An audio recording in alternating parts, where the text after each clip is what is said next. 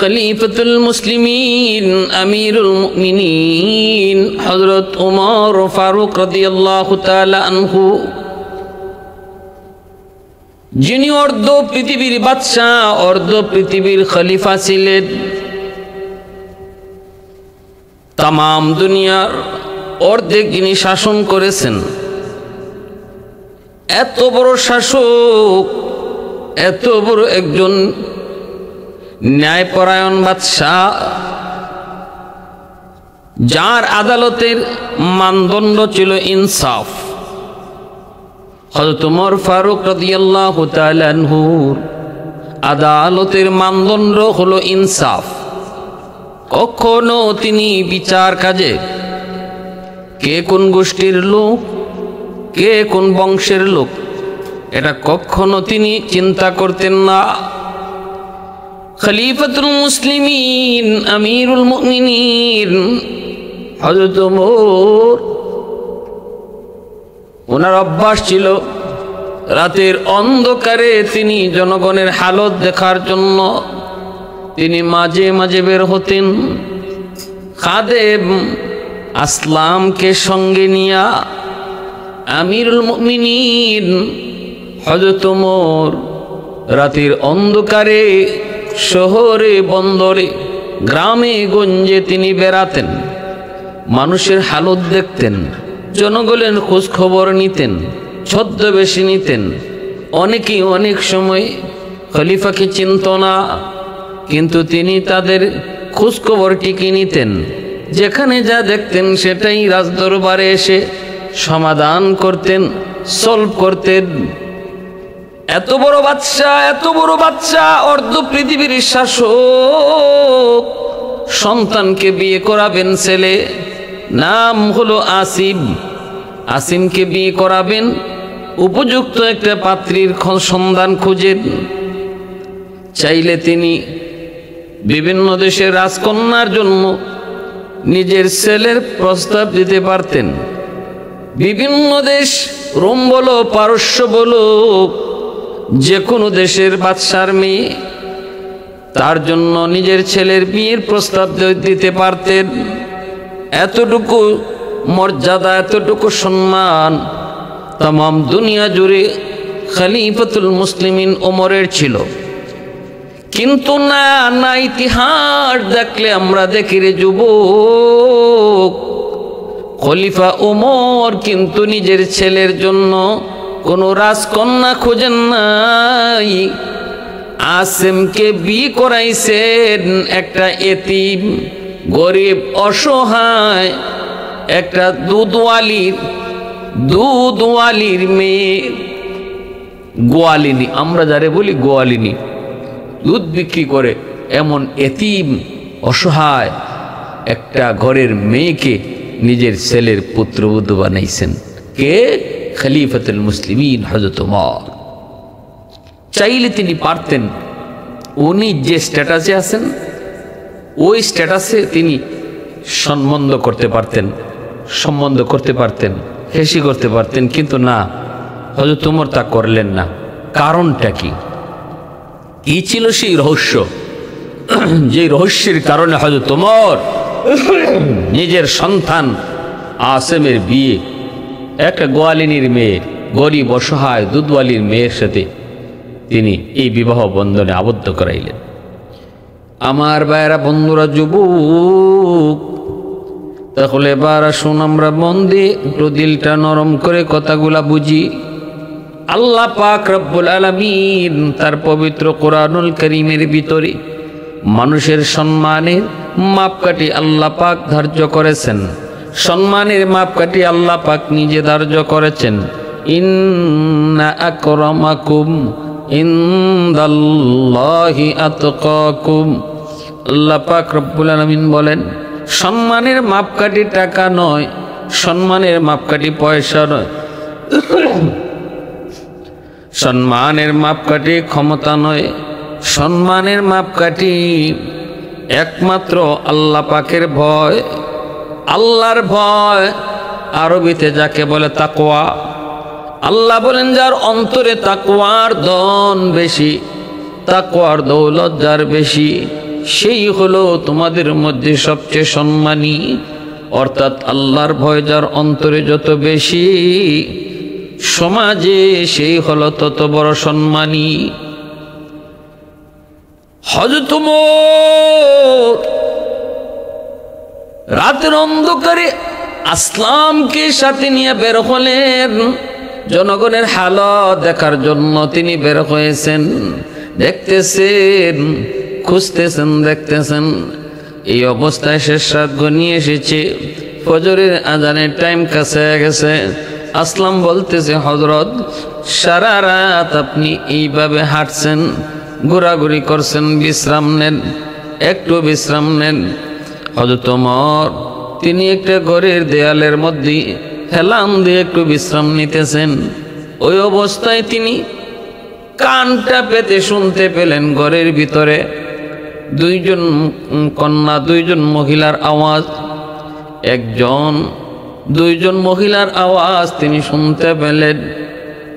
তাদের আওয়াজে তিনি বুঝতে পারলেন তারা মা এবং মেয়ে। মা মেয়ের কথা চলছে। হযরত ওমর তিনি তার কানটা আরো খাড়া করলেন। কি নিয়ে তাদের আলোচনা, কি নিয়ে তাদের কথাবার্তা। হযরত ওমর একটু লক্ষ্য করে শুনতে পেলেন মা ডাক দিয়া মেয়েকে বলতেছে, মা রে, ও মা, রাত থাকতে থাকতে, অন্ধকার থাকতে থাকতে তুমি দুধে পানি মিশাও। মায় মেয়েকে বলতেছে, মা, অন্ধকার থাকতে থাকতে দুধে একটু পানি মিশাও, দুধের পরিমাণটা একটু বাড়বে, তাহলে আমাদের একটু বিক্রি করে পয়সাও বেশি আসবে। দুধে যদি পানি মিশানো হয় তাহলে পানিটাও দুধের দরে বিক্রি হয়। আমাদের সমাজে এমন দুধে পানি মিশানো লোক আছে কি কোন? আমাদের সমাজে এমনও মানুষ আছে, হুজুর আমরা দুধে পানি মিশাই না। তো দুধে পানি মিশানো না হারাম, আমরা দুধে পানি মিশাই না। তো কি করেন? পানির মাঝে দুধ মিশাই। এই হলো চালাক্য বাঙালির কথা। হযরত ওমর ফারুক রাদিয়াল্লাহু তাআলা আনহু তিনি শুনতে পাচ্ছেন মেয়েকে মা বলতেছে, মা, অন্ধকার থাকতে থাকতে তাড়াতাড়ি দুধে পানি মিশাও, দুধের পরিমাণ বাড়ুক, কিছু পয়সাও বেশি আসবে। আওয়াজটা হযরত ওমরের কানে আসা মাত্রই তিনি আরো সতর্ক হলেন। তিনি তো এই সমস্ত বিষয় খোঁজার জন্যই মূলত রাতের অন্ধকারে ঘুরেন। কোথায় কোন দুর্নীতি হয়, কোথায় কোন অনিয়ম হয়, কোথায় কোন জুলুম হয়, কে কোথায় কি করে। কারণ রাতের আধারে মানুষের আসল চরিত্র ফুটে উঠে। মানুষের সামনে তো বহু চুর বাটফারও মুখোশ পরে ভালো মানুষ সাজে। মানুষের চোখের আড়াল হলে নিরিবিলি যার চরিত্র ভালো সেই হলো মূল সঠিক চরিত্রের অধিকারী, তার চরিত্রই ভালো। আর নিরিবিলি একাকী যার চরিত্র খারাপ সে আসলেই চরিত্র খারাপ। মানুষের সামনে ভালো সাজার বহু পথ, বহু সুযোগ ওপেন থাকে। মুখোশ পরে সমাজের বহু চুর, বহু ডাকাত, বহু সন্ত্রাসী ক্ষমতার মসনদেও বসা থাকে, ভালো মানুষের মুখোশ পরে। এজন্য রাতের অন্ধকার মানুষের আসল চরিত্র ফুটায় তোলে। হযরত ওমর রাতের অন্ধকারে তিনি জনগণের হালত দেখতে বের হতেন গো। বের হয়েছেন আর শুনতে পেলেন মায় বলতেছে, মারে, অন্ধকারে থাকতে থাকতে তুমি দুধে পানি মিশাও। মেয়েটা তখনই বলতেছে, মা গো, ও মা, এটা তুমি কেমন কথা বলছো? দুধে যদি পানি মিশানো হয় তাহলে এটা তো জুলুম, এটা তো অন্যায়, এটা তো ধোঁকাবাজি হবে। মা, এমন ধোঁকাবাজি করা তো ঠিক হবে না। মা কয়, মা, মা তুই এত কথা বলবি না, ধোঁকাবাজি হয় কি না হয় আমি কম বুঝি না। তোমার বাবা দুনিয়াতে নাই, এতিম, এতিম সন্তান লইয়া আমি মা বড় বিপদে আছি রে। আমি একজন অসহায় মা, কেমনে তোমাকে পালবো, কেমনে সংসার চালাবো, হিমশিম খাই। আমাকে এত তুমি ধোঁকাবাজি আর ফাঁকিবাজির ওয়াজ কইরো না। মা এই কথা বলবি না, যা বলছি তা কর। অন্ধকার থাকতে থাকতে দুধে পানি মিশাও। এমনি মেয়েটাই বলতেছে, মা গো, রাতের অন্ধকারে যদি আমরা পানি মিশাই, ওমরের কাছে জবাব দিব কি? খলিফাতুল মুসলিমিন ওমর তিনি তো এরকম কাজ নিষিদ্ধ করেছেন, এবং হাতে নাতে ধরতে পারলে উচিত শিক্ষা তিনি দিবেন। মাগো এমনটা কি করা ঠিক হবে? মায় কইতেছে, মারে তুই তো দেখি একটা বোকা। রাতের অন্ধকার ওমর কোত্থেকে দেখবে, কোত্থেকে শুনবে? এখন ওমর আসবে কোত্থেকে? মেয়েটাই কই, মাগো ওমা রাতের অন্ধকারে ওমর যদি নাও দেখে, ওমরের চোখে তুমি আমি ফাঁকি দিতে পারবো, কথা ঠিক, কিন্তু আসমানের মালিক রে কেমন করে ফাঁকি দিব? ফাইনাল্লাহ ফাইনাল্লাহ, আমার আল্লাহ রে আমরা কোথায় রাখবো? এই কথাটা বলা মাত্রই মেয়ের কথা শুই না মাও আল্লাহ পাকের ভয় অন্তরে ঢুকে পড়ল, নীরব হয়ে গেল, নিস্তব্ধ হয়ে গেল। মাও আর চাপাচাপি করলো না, দুজনের ভিতরে আল্লাহর ভয় ঢুকে পড়ল। হযরত ওমর কথাগুলি শুনলেন, শোনার পর তিনি আসলামকে ডাক দিয়ে বলতেছেন, আসলাম রে, চল মদিনায় যাই, কিন্তু বাড়িটা একটু চিনে রাখবি। আমি দুর্বল হয়ে পড়েছি, আমি অসুস্থ হয়ে পড়েছি, বয়স্ক হয়ে পড়েছি, হয়তো সব কিছু ইয়াদ থাকবে না, ঠিক থাকবে না। এরে আসলাম, বাড়িটা তুই ঠিক করে রাখবি, মনে রাখবি, ইয়াদ রাখবি, আগামীকাল সকালবেলা যেন আমাকে আবার নিয়ে আসতে পারো। সকাল হইতে না হইতে ওমর আসলামকে ডাক দিয়ে কই, আসলাম চল আমাকে ওই বাড়িতে নিয়ে চল। ওই বাড়িতে এসে হাজির। এইবার আসলাম ডাক দিয়ে বলতেছে, আমিরুল মুমিনিন এই সেই বাড়ি। তিনি দরজার সামনে যে নক করলেন, মহিলা তো বয়স্তির, খলিফাতুল মুসলিমিন আমিরুল মুমিনিন ওমর আমার দরজার সামনে। জানি না গো, কি জানি গো, কোন মামলায় ফেসে গেলাম। হযরত ওমর ডাক দিয়ে বলতেছেন, মাগো ভয় পাও না, ভয় পাওয়ার কোনো কারণ নাই। গতকাল তোমরা মা মেয়ে যা বলেছ, যা নিয়ে আলোচনা করেছ, দুধে পানি মিশানো নিয়া সব কথা আমি ওমর নিজের কানে শুনছি। মহিলার দিলের ভিতরে পানি নাই, কলিজায় পানি থাকার কথাও না। মহিলা নিজে তো জানেন ওমরের ব্যাপারে কি কথা হয়েছে। মেয়েটা বলছে, রাতের অন্ধকারে ওমর না দেখলো আল্লাহ দেখবে। আমি বলেছিলাম, ওমর কি রাতের অন্ধকারে আমাদের ঘরে এসে বসে রয়েছে নাকি? তুই যে বললি ওমরে দেখবি। এই কথাগুলি যদি ওমর সই না থাকেন, তাহলে আজ আমার উপায় নেই। মহিলার কলিজায় তো পানি নেই, বয়ে অস্থির, বারবার শুধু মাপ চায়। আমিরুল মুমিনিন খলিফাতুল মুসলিমিন মাফ করে দেন, আমার ভুল হয়েছে মাফ করে দেন, ভুল হয়েছে মাফ করে দেন। খলিফাতুল মুসলিমিন হযরত ওমর বলতেছে, মা আমার কাছে মাপ চেয়ে লাভ নাই, আল্লাহ পাকের কাছে মাপ চান, আল্লাহর কাছে তওবা করেন। আর মেয়েটা কোথায়? মেয়েটার একটু সামনে আনেন। মেয়েটাকে কাছে আনলে হযরত ওমর বলতেছেন, আপনার মেয়ের নাম কি? বলে, নাম জয়নব। আমি যদ্দূর খবর নিয়েছি আপনার মেয়েটা অবিবাহিত, এখনো বিবাহ হয় নাই। আমি নিজের কানে শুনেছি আপনার মেয়ের দিলের ভিতরে কি পরিমাণ আল্লাহর ভয়। আমি নিজের কানে শুনেছি তার কলিজায় তাকওয়া কি পরিমাণ, আল্লাহ ভীতি কি পরিমাণ। মাগো ওই রাতে পানি মিশাইলে আমি ওমরও দেখতাম না, দুনিয়ার কোনো মানুষ টের পাইতো না, কিন্তু আপনার মেয়ে জবাব দিয়েছে, কেউ না দেখলেও আসমানের মালিক রে কোথায় রাখবো, ফাআইনা আল্লাহ, আমার আল্লাহ তো দেখবেন।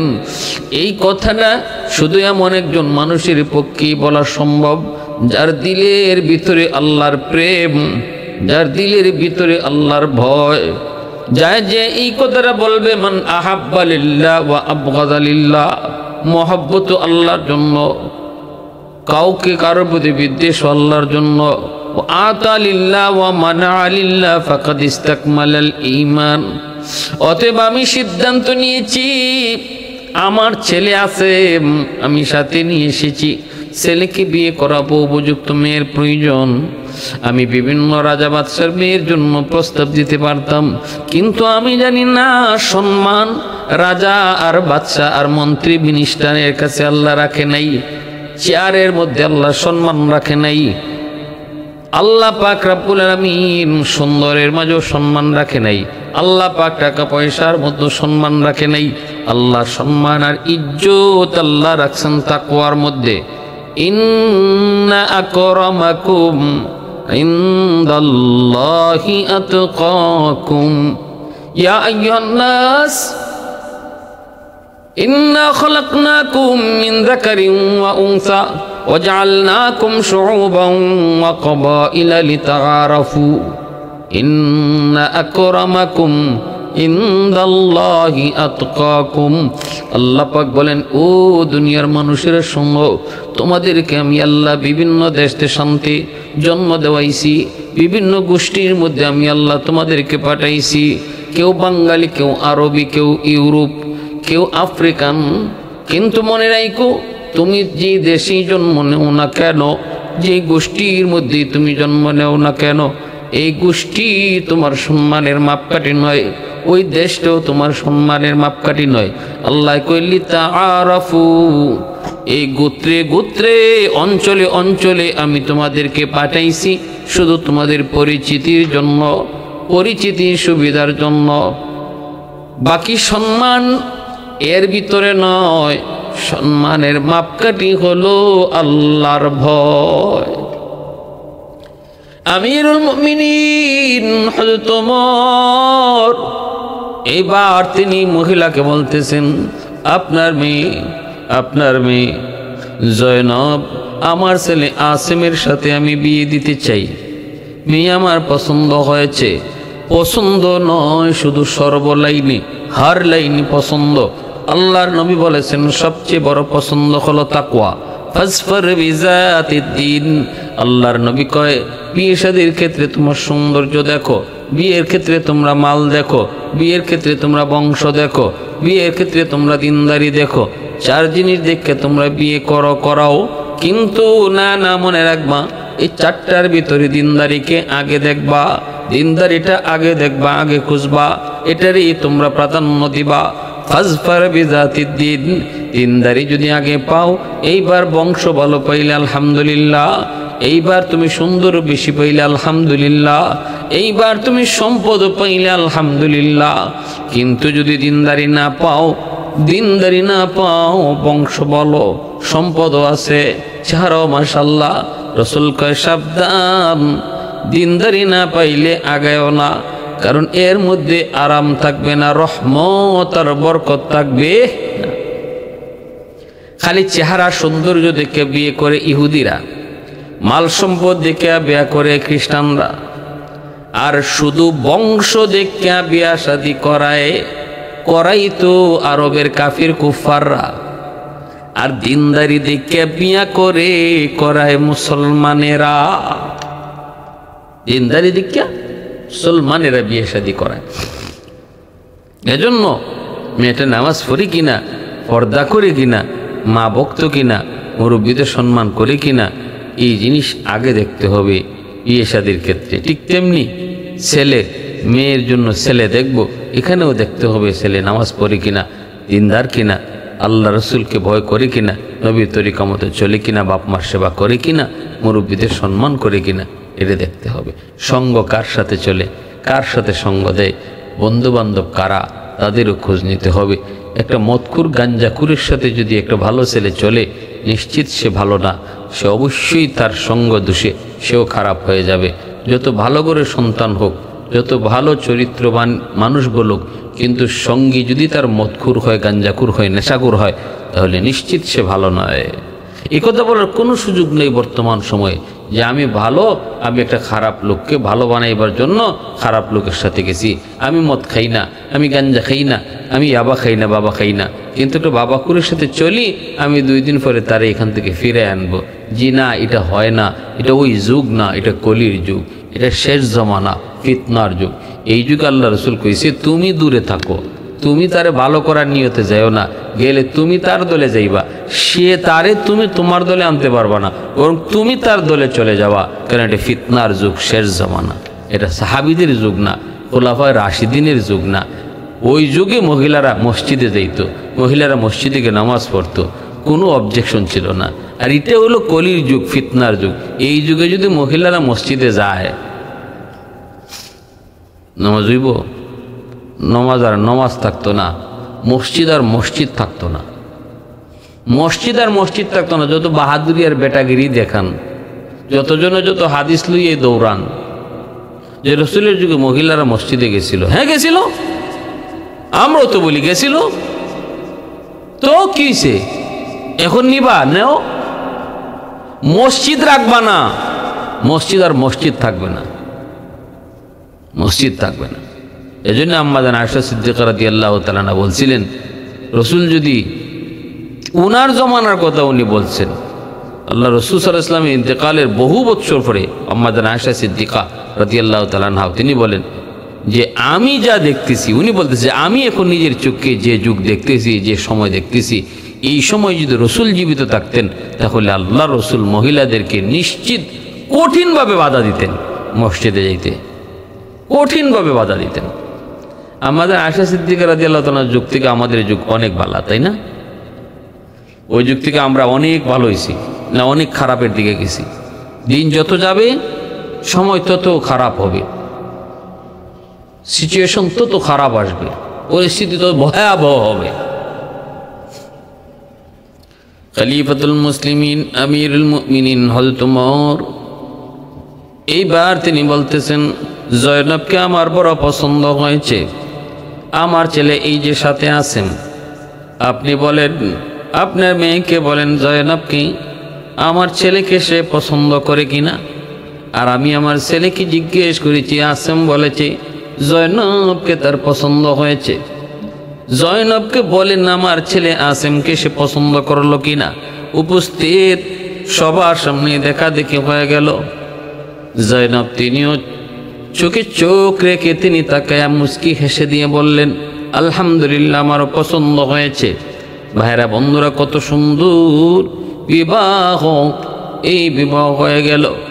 হযরত আমিরুল মুমিনিন ওমর চাইলে তিনি পারতেন উঁচু থেকে উঁচু বংশে বিয়ে করাইতে, কিন্তু তিনি ভালো করে বুঝতেন গো, তিনি তো আমার নবী, মায়ার নবীর হাতে গোরা সাহাবী, সাহাবায়ে কেরাম তারা আল্লাহ পাকের কথা, যেই কথা ছিল ইন্না আকরামাকুম ইনদাল্লাহি আতকাকুম, এই কথার উপর 100 তাদের ইয়াকিন ছিল।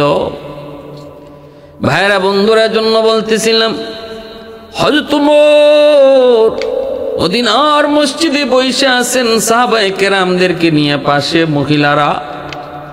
ওই অবস্থায় একজন বালক আয়েশা হযরত ওমরকে ডাক দিয়া বলতেছে, খলিফাতুল মুসলিমিন, আমার বড় একটা অভিযোগ। বলে কি অভিযোগ? হলো আমি বিয়ে করতে পারবো না, আমার কপালে মনে হয় বিয়ে নাই।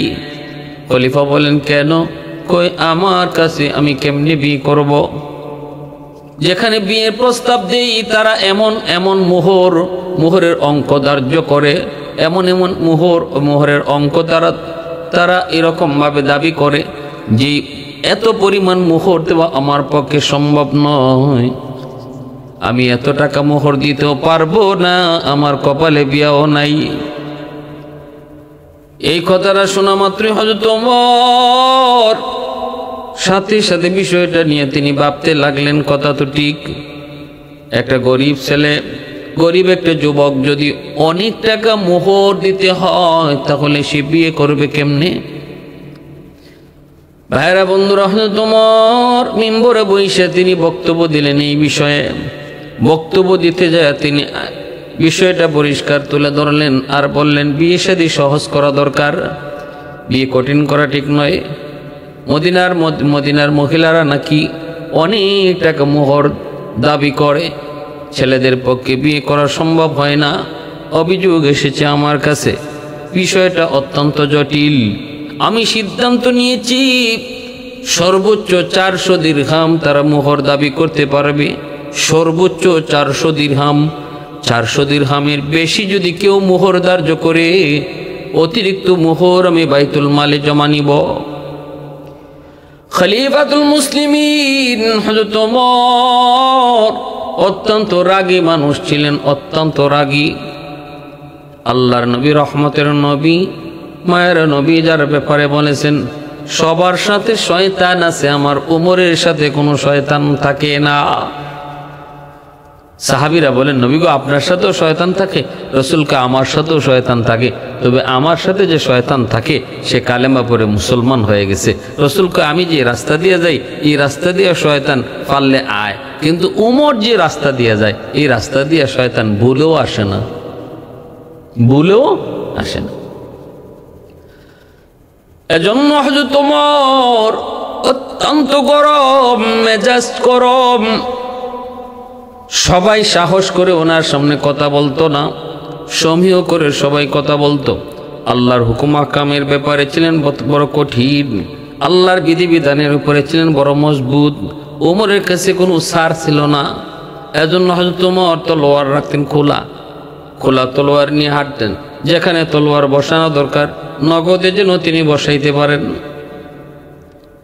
সাহাবায়ে কেরাম সবাই খুশি এই ধরনের আইন শুনে, বিশেষ করে যুবকরা যারা বিয়ে শাদী করবে তারা তো খুব খুশি যে 400 দিরহামের বেশি মোহর আর দাবি করতে পারবে না। এই আইন তিনি ঘোষণা করে দিলেন। কিন্তু সবাই নীরব থাকলেও মহিলারা যারা ছিল মদিনার মসজিদে হযরত ওমরের এই ঘোষণা শুই না, মহিলাদের ভিতরে বেশি একটা আনন্দ নাই, তাদের মন খারাপ। কিন্তু কেউ কিছু বলে না, কেউ কিছু বলে না। হঠাৎ করে একজন মহিলা আওয়াজ দিয়া বললেন, আমিরুল মুমিনিন মাফ করবেন, ক্ষমা চাই, একটা কথা আপনাকে বলবো। মদিনার মসজিদ নীরব হয়ে গেল। ওমরের কথার উপরে কথা বলার সাহস কে করে? কে? তিনি একজন নারী। কি তার কথা? তিনি আওয়াজ দিয়া বলেন, আমিরুল মুমিনিন বিয়াদবি যদি না নেন একটা কথা বলবো। খলিফাতুল মুসলিমিন বললেন, ঠিক আছে আপনি বলেন। কথাটা হলো, মহিলারা কে কি পরিমাণ মোহর দাবি করবে এটা তাদের ব্যক্তিগত ব্যাপার। আপনি তাদের এই স্বাধীনতায় কেন হাত দিলেন? এই অধিকার আপনাকে কে দিয়েছে? আমার মোহর আমি কত দাবি করব এটা আমার বিষয়, আপনি আমার বিষয়ে কেন হাত দিলেন? এটা অনাধিকার চর্চা। কে আপনাকে ওই অধিকার দিয়েছে? বলা মাত্রই মদিনার মসজিদ নীরব, অনেকে ভয়ে অস্থির। হযরত ওমর এত রাগী মানুষ, সাথে সাথে রাগ তিনি হজম করলেন, সাথে সাথে তিনি নীরব নিস্তব্ধ হয়ে গেলেন। মাথাটা নিচের দিকে দিয়া তিনি বলতেছেন, কেন আমি বলবো না? আমার কাছে তো অভিযোগ এসেছে মহিলারা অনেক টাকা মোহর দাবি করে, ছেলেদের পক্ষে বিয়ে করা সম্ভব হচ্ছে না। কেন আমি এই কথা বলবো না? কারণ কি আপনি বলেন?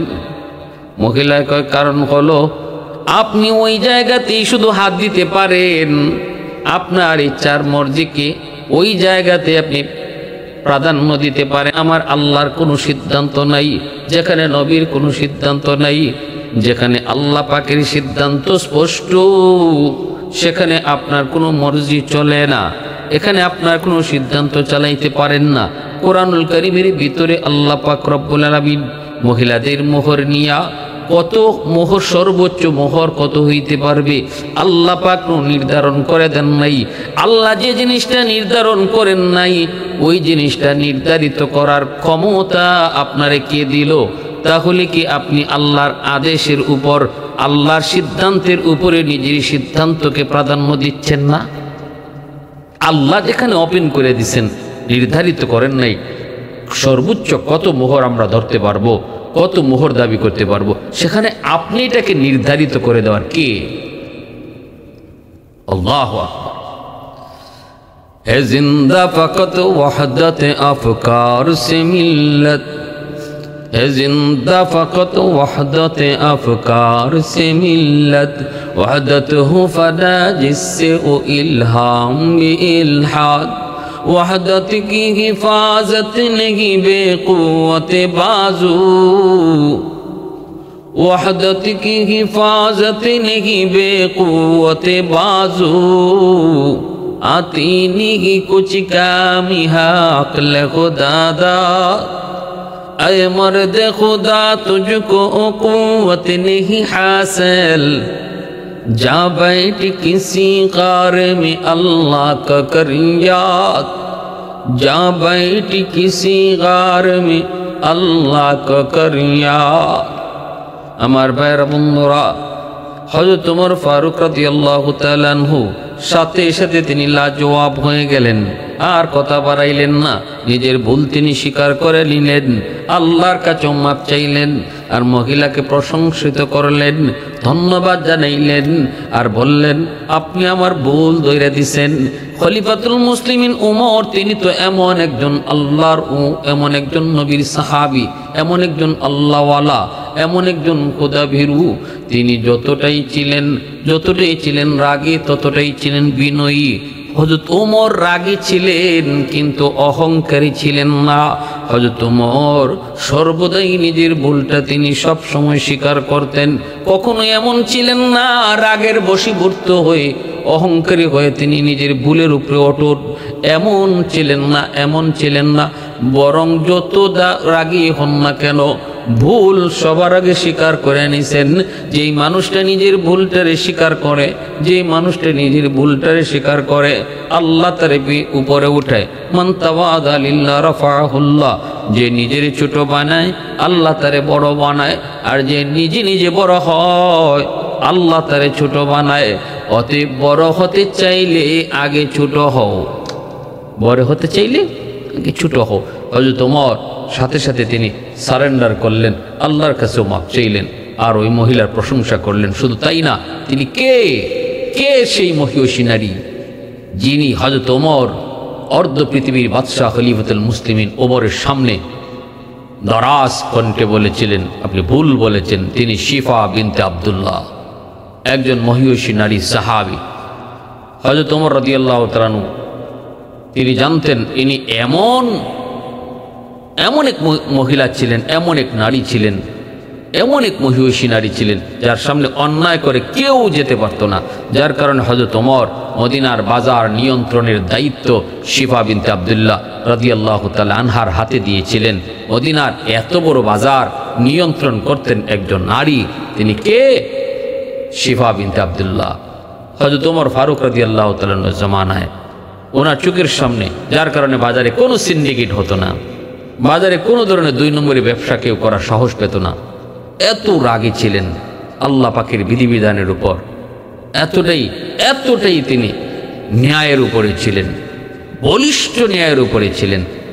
বাজার নিয়ন্ত্রণের দায়িত্ব খলিফাতুল মুসলিমিন ওমর এক পুরুষের হাতে না দিয়া একজন মহিলার হাতে দিয়েছিলেন, তার নাম শিফা বিনতে আব্দুল্লাহ। প্যারে হাজরিন, এজন্য বলতেছিলাম যে ন্যায় কথা, হক কথা বলা অনেক বড় গুণ। রসুলের যুগে সাহাবায়ে কেরামের যুগে মা বোনদের অবদান দেখেন। মহিলারা তারাও দ্বীনের ক্ষেত্রে, দ্বীনের লাইনে কি পরিমাণ দ্বীনের বুঝ তারা রাখতেন। আল্লাহ আমাদের সবাইকে দ্বীনের বুঝ নিয়ে চলার তৌফিক দান করুন।